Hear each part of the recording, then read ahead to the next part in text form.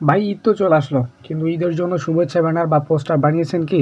আমি জানি আপনি বানাতে পারেন না, সেজন্য আপনি আমার ভিডিওটি দেখতেছেন। চাপ নেওয়ার কিছু নাই, ভাই তো আছেই। আমি আজকের ভিডিওতে আপনাদেরকে দেখাবো আপনারা কিভাবে ঠিক এই রকম শুভেচ্ছা ব্যানার বানাতে পারবেন। সো কথা না বাড়িয়ে মূল ভিডিওটা শুরু করি। তবে ভিডিওতে যাওয়ার আগে আপনাদের কাছে একটা রিকোয়েস্ট রেখে যাচ্ছি, যারা আপনারা আমাদের চ্যানেলে নতুন আছেন, যারা আমাদের ভিডিওগুলো দেখতে পছন্দ করেন, তারা মাস্ট বি আমাদের চ্যানেলটাকে সাবস্ক্রাইব করবেন। অ্যান্ড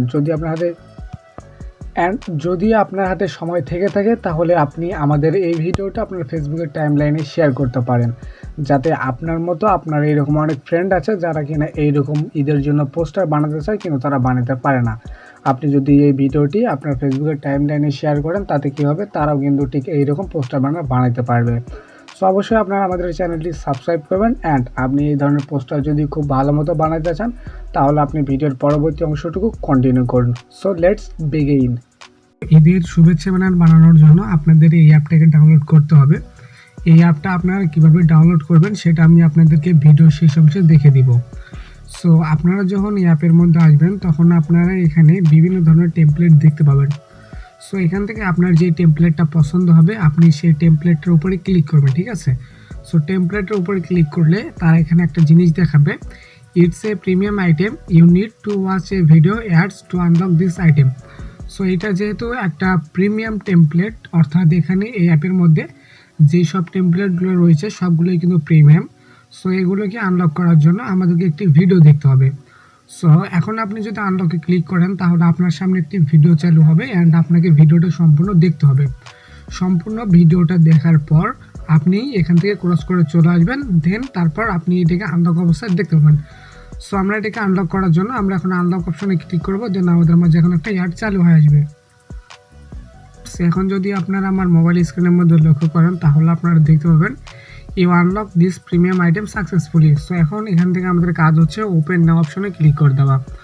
সো ওপেন নাও অপশনে ক্লিক করে দিলে আমাদের সামনে টেমপ্লেটটি চলে আসবে, ঠিক আছে? সো এই যে দেখুন, আমাদের সামনে টেমপ্লেটটি চলে এসছে। এখন আমাদের কাজ হচ্ছে এখানে আমাদের ছবিটাকে অ্যাড করা বা হচ্ছে আমাদের নিজের ফটোটাকে অ্যাড করা। সো অ্যাড করার জন্য আপনি এখান থেকে ক্যামেরাতে ক্লিক করে ডিরেক্ট আপনার একটা ফটো তুলে এখানে দিতে পারবেন, অথবা আপনার গ্যালারিতে থাকা যে কোনো ফটো আপনি এখানে দিতে পারবেন। সো এখানে ফটো দেওয়ার জন্য আমি গ্যালারিতে ক্লিক করবো, দেন আমি হচ্ছে আমার গ্যালারি থেকে এখানে ফটো নিয়ে চলে আসবো, ঠিক আছে? আমি এখন এখানে একটি ফটো সিলেক্ট করে দিয়েছি। সো চাইলে আপনারা এই ফটোটাকে ক্রপ করতে পারবেন। সো ক্রপ করার জন্য আপনারা এখানে ক্রপ অপশনে ক্লিক করে আপনাদের পছন্দ মতো আপনারা এটাকে ক্রপ করে নিতে পারবেন। সো আমি ক্রপ করব না, তাই আমি ডন্ট ক্রপ অপশনে ক্লিক করে দেবো, ঠিক আছে? সো ডন্ট ক্রপ অপশনে ক্লিক করে দেওয়ার পর আরও একটি অ্যাড চলে আসছে। সো আমি অ্যাডটাকে এখন কেটে দেবো। সো এখন এখানে আমাদের কাজ হচ্ছে আমাদের এই ফটোটাকে সঠিকভাবে এখানে কাস্টমাইজ করে বসিয়ে দেওয়া, ঠিক আছে? সো আমি এখানে ফটোটাকে সঠিকভাবে বসিয়ে দিচ্ছি। সো ফটোটাকে বসিয়ে দেওয়ার পর এখন এখানে আমাদেরকে আমাদের নামটুকু লিখতে হবে।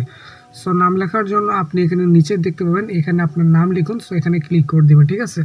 সো এখন আমি এখানে নামটুকু লিখে দিচ্ছি। নাম লেখা হয়ে গেলে আপনার এখান থেকে ডান অপশনে ক্লিক করে দেবেন, ঠিক আছে? তারপরে নিচে রয়েছে পদবি। সো আপনারা চাইলে এখানে আপনাদের পদবি যেটা রয়েছে ওইটা কিন্তু এখান থেকে দিতে পারেন। সো এখন যদি আপনি লক্ষ্য করেন যে আমাদের সম্পূর্ণ কাজ প্রায় শেষ।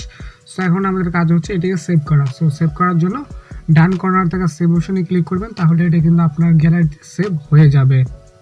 সো আমি সেভ অপশনে ক্লিক করতেছি, দেন দেখতে পাচ্ছেন যে এটা আমার গ্যালারিতে সেভ হয়ে যাবে অ্যান্ড আমি এখান থেকে অ্যাডটাকে ক্লোজ করে দিলাম। সো আপনারা সবাই বলতে পারেন যে এখানে ঘন ঘন অ্যাড দেখানোর কারণটা কি? যেহেতু এইটা একটা ফ্রি অ্যাপ, সো এখানে অ্যাড দেখাবে, এটা স্বাভাবিক ব্যাপার, বাট আমাদেরকে ধৈর্য ধরে অ্যাডগুলো দেখতে হবে বা স্কিপ করতে হবে। সো ভিউয়ার্স, মূলত এই ছিল আমাদের আজকের টিউটোরিয়াল ভিডিও।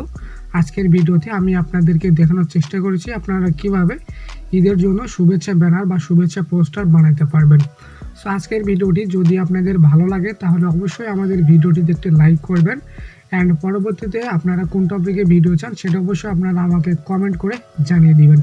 ধন্যবাদ সবাইকে এতক্ষণ আমাদের সাথে যুক্ত থাকার জন্য।